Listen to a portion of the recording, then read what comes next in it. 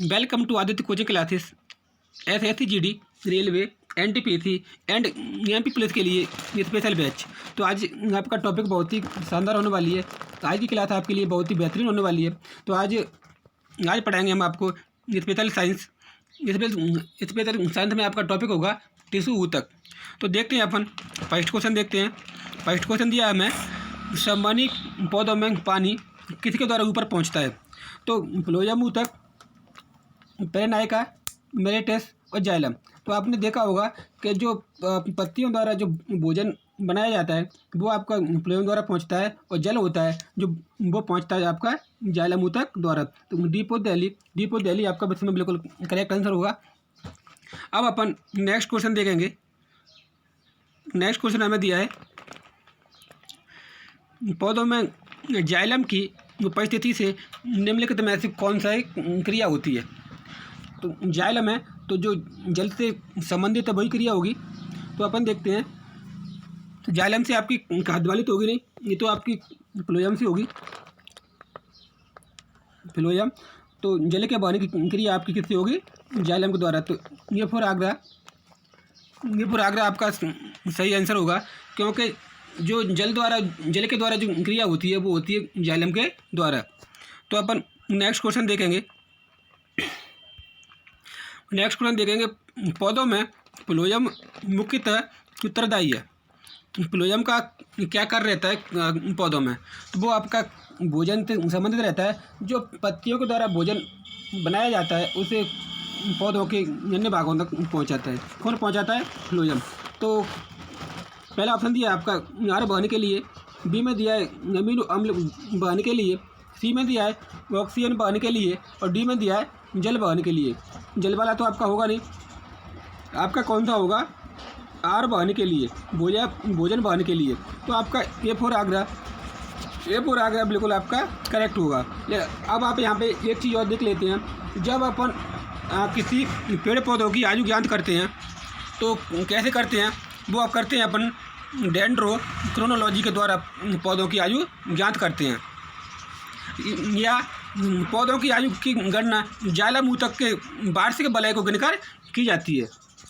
या अपन किसी पौधे की आयु ज्ञात करनी है तो वो करेंगे अपन जाइलम ऊतक के जो वार्षिक वलय होते हैं उनको गिनकर हम पौधों की आयु ज्ञात कर सकते हैं।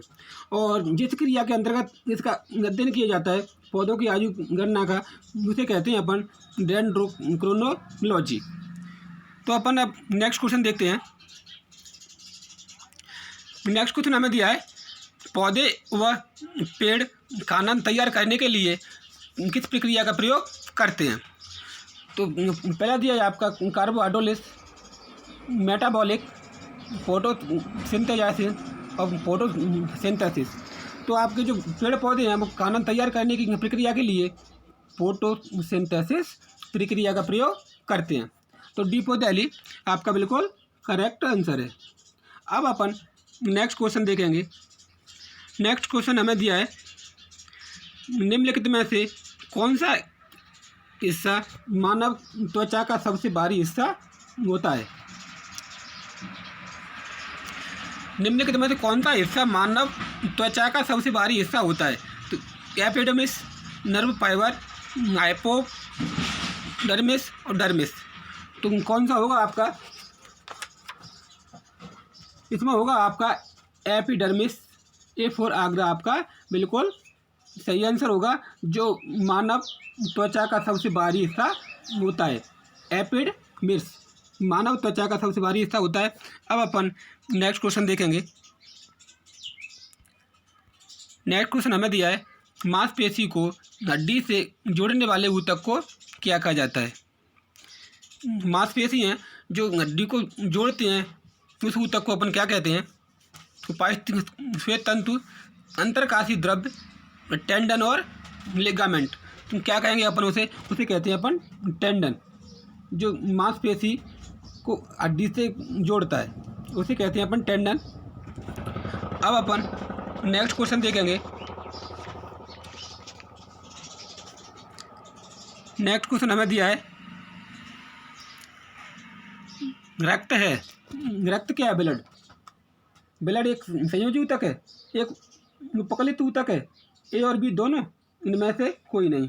तो रक्त है जो ब्लड है आपका, वो एक संयोजी ऊतक है। क्या होगा वो आपका? संयोजी ऊतक। ये बहुत ही अच्छा क्वेश्चन है, बहुत इंपॉर्टेंट है, वेरी वेरी इंपॉर्टेंट है। ये बहुत से एग्जाम में पूछा भी गया है। ये तुम्हारा 2013 MP के पुलिस में भी पूछा था कि रक्त है जो क्या है, वो है एक संयोजी ऊतक। अब अपन नेक्स्ट क्वेश्चन की ओर बढ़ेंगे। नेक्स्ट क्वेश्चन दिया है, मानव रक्त के पीएच मान का अनुमानित मान क्या है? तो मानव का जो रक्त होता है उसका पीएच मान क्या है? उसका ये आपका पीएच मान होगा। पहले तो बताओ कि मानव रक्त अम्लीय होता है या क्षारीय होता है?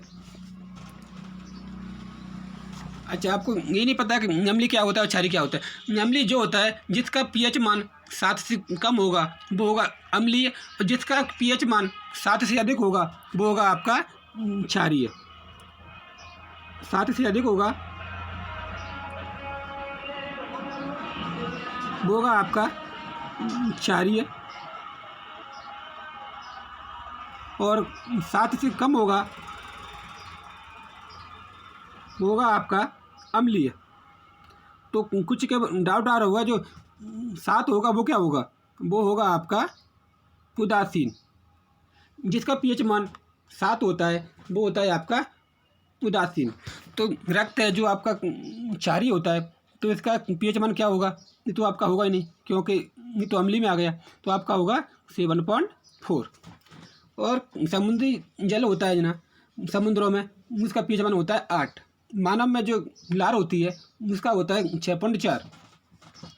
इसी तरह एल्कोहल का होता है 2.8। अब अपन दूध का होता है 6.4, 6.4 होता है दूध का आपका, 6.4। अब अपन नेक्स्ट क्वेश्चन देखेंगे। अगला क्वेश्चन हमें दिया है, रक्त समूह की खोज किसने की थी? ये भी बहुत अच्छा क्वेश्चन है कि रक्त समूह की खोज किसने की थी। तो फर्स्ट ऑप्शन दिया है आपका अलेक्जेंडर फ्लेमिंग, बी में दिया है आपका विलियम हार्वे, सी में दिया है कार्ल लैंड स्टीनर, और डी में दिया है पॉलॉप। तो पॉलॉप तो आपका है ही नहीं, तो आपका कौन सा होगा? आपका होगा Karl Landsteiner. Karl Landsteiner है, उसने अब आपके रक्त समूह की खोज की। अब अपन नेक्स्ट क्वेश्चन देखते हैं। रक्त समूह आपके कितने होते हैं? ए, पी, ए, बी और ओ। रक्त समूह होते हैं आपके 4। अब नेक्स्ट क्वेश्चन देखते हैं। नेक्स्ट क्वेश्चन दिया है, पौधे के कुछ भाग जैसे पत्ते और तने मुड़ने पर बिना टूटे आसानी से मुड़ जा सकते हैं। इनकी नम्यता का कारण किसकी बहुतायत से माना जा सकता है? तो ये ऑप्शन दिया है आपका मृदु ऊतक, बी में दिया है स्लो सतक ऊतक, दृढ़ ऊतक और दारू पोषवाह ऊतक। तो किससे होगा? ये आपका इसमें होगा आपका मृदु ऊतक, जिसके कारण अपन पत्तियों को मोड़ने पर पत्तियां टूटती नहीं हैं। अब अपन ऊतक भी आपके एक होता है आपका सरल ऊतक, स्थायी ऊतक, जटिल ऊतक। तो 3 तरह के आपके ऊतक होते हैं। अब अपन नेक्स्ट क्वेश्चन देखेंगे। नेक्स्ट क्वेश्चन हमें दिया है, लिगामेंट और टेंडन है। लिगामेंट और टेंडन क्या है? संयोजी ऊतक, पेशी ऊतक, संयोजी तंतुमय ऊतक, कंकाल ऊतक।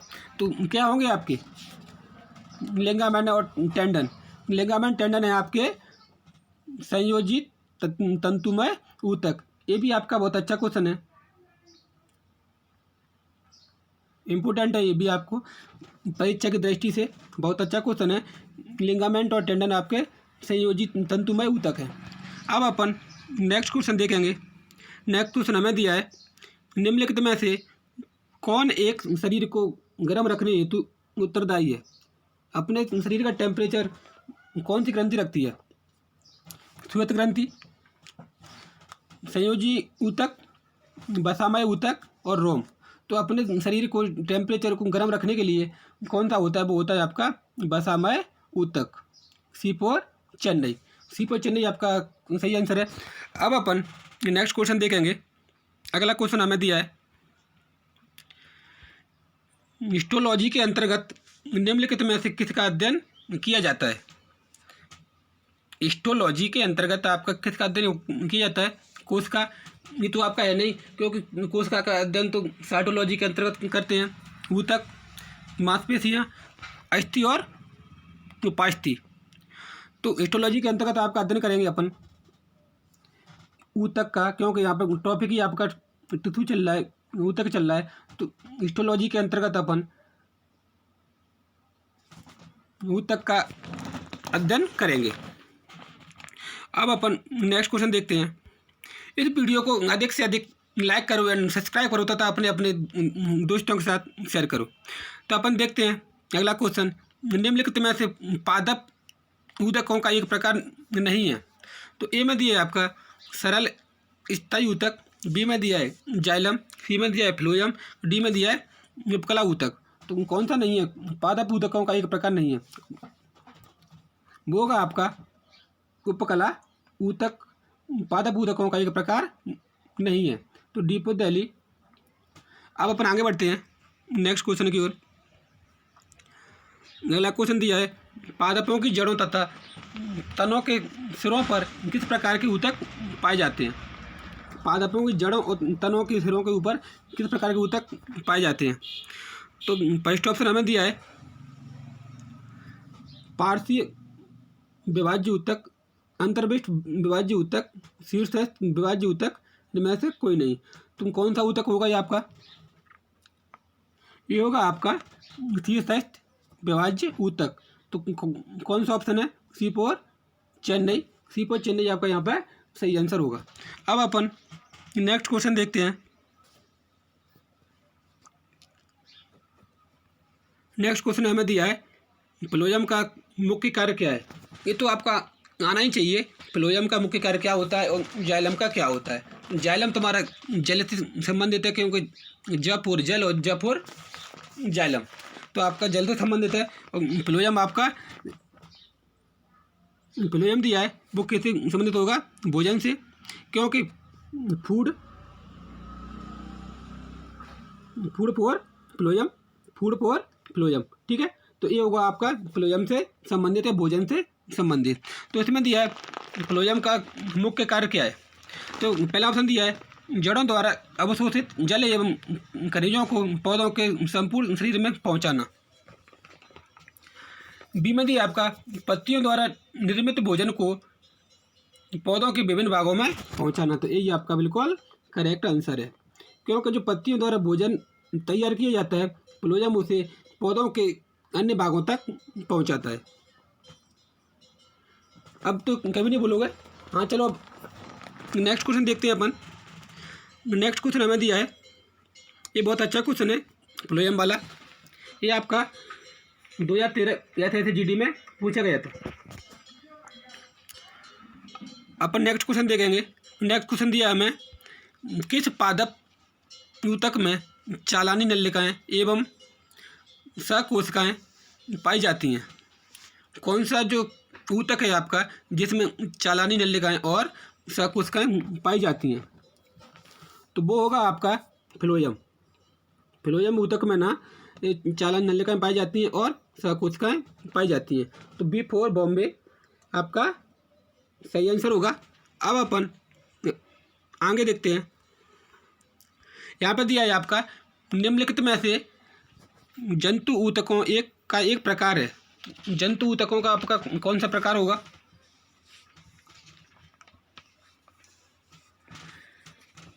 ये ऑप्शन दिया आपका उपकला ऊतक, बी में दिया है संयोजी ऊतक, सी में पेशी ऊतक और डी पर ये सभी। तो कौन सा होगा आपका? एक तीनों ही ऊतक है ना जो जंतु ऊतकों का एक प्रकार है। तो इसमें क्या ऑप्शन होगा आपका? D for Delhi. उपकला ऊतक, संयोजी ऊतक, पेशी ऊतक जंतु ऊतकों का एक प्रकार है, तीनों के तीनों ही। तो आपका डी फॉर दिल्ली बिल्कुल सही आंसर होगा। यहाँ पे अब थोड़ा ये को बता देंगे आपको, जो तंत्रिका ऊतक होता है नर्वस टिश्यू, उसे अपन चेतना ऊतक भी कहते हैं। तंत्रिका ऊतक को अपन चेतना ऊतक भी कहते हैं। अब अपन नेक्स्ट क्वेश्चन देखते हैं। नेक्स्ट क्वेश्चन हमें दिया है, ऐसे ऊतक जिनमें दूध जैसा गाढ़ा तरल पदार्थ भरा रहता है वह है, फर्स्ट ऑप्शन दिया है जाइलम, बी में दिया है आपको फ्लोएम, सी में दिया है लैक्टिपेरस, डी में दिया है एपिथेलियल। तो कौन सा होगा आपका जिसमें दूध जैसा गाढ़ा तरल पदार्थ भरा रहता है? वो है आपका लैक्टिपेरस, सी फॉर चेन्नई, जिसमें आपका दूध जैसा गाढ़ा पदार्थ भरा रहता है। अब अपन नेक्स्ट क्वेश्चन देखेंगे। नेक्स्ट क्वेश्चन हमें दिया है, उपकला ऊतक जंतुओं में कौन से कार्य करते हैं? उपकला ऊतक हैं जो जंतुओं में कौन सा कार्य करते हैं? ए में दिया है आपका जल का अवशोषण, बी में दिया है भोजन का अवशोषण, सी में दिया है रक्षात्मक आवरण का निर्माण, और डी में दिया है ये सभी। तो मैंने पहले एक वीडियो में बताया था कि जिसमें ये सभी दिया हो या उपरोक्त सभी दिया हो तो खासकर उसमें वही ऑप्शन होता है, मैंने अधिकतर देखा है। तो अब मैं आपका कौन सा ऑप्शन होगा? ये सभी, क्योंकि उपकला ऊतक जंतुओं में जल का अवशोषण भी होता है, भोजन का अवशोषण होता है, रक्षात्मक आवरण का निर्माण भी होता है। अब अपन देखेंगे नेक्स्ट क्वेश्चन देखेंगे।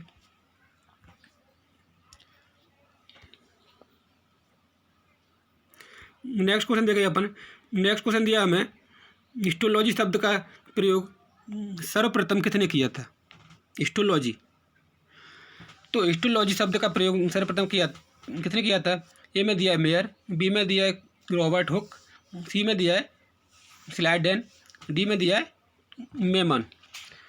तो हिस्टोलॉजी शब्द का सर्व प्रयोग तब किया था आपका मेयर ने किया था, क्योंकि रॉबर्ट हुक ने तो कोशिका का अध्ययन किया था।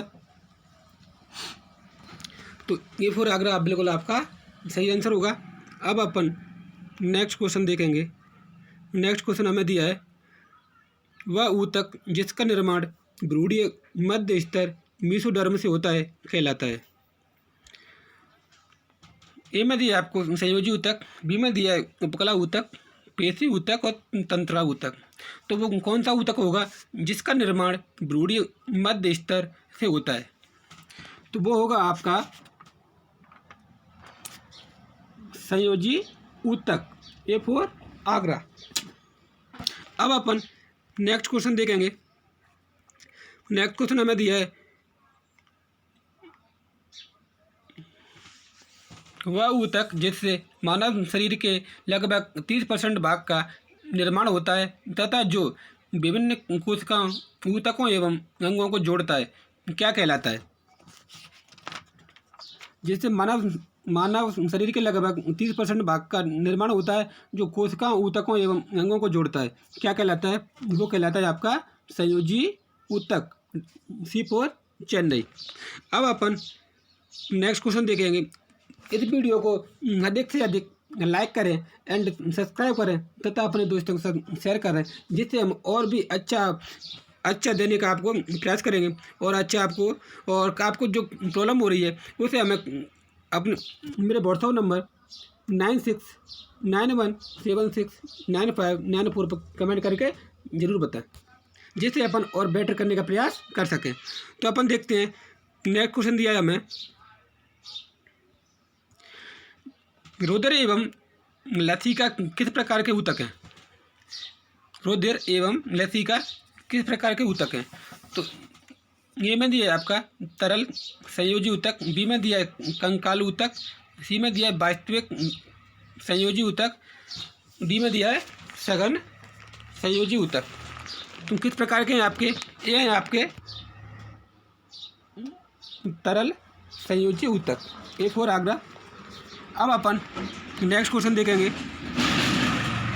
नेक्स्ट क्वेश्चन दिया है हमें, मानव शरीर के किस अंग को लाल रक्त कणिकाएं का कब्रिस्तान कहा जाता है? ये भी आपका BBI, ये तो बहुत ही इंपॉर्टेंट है।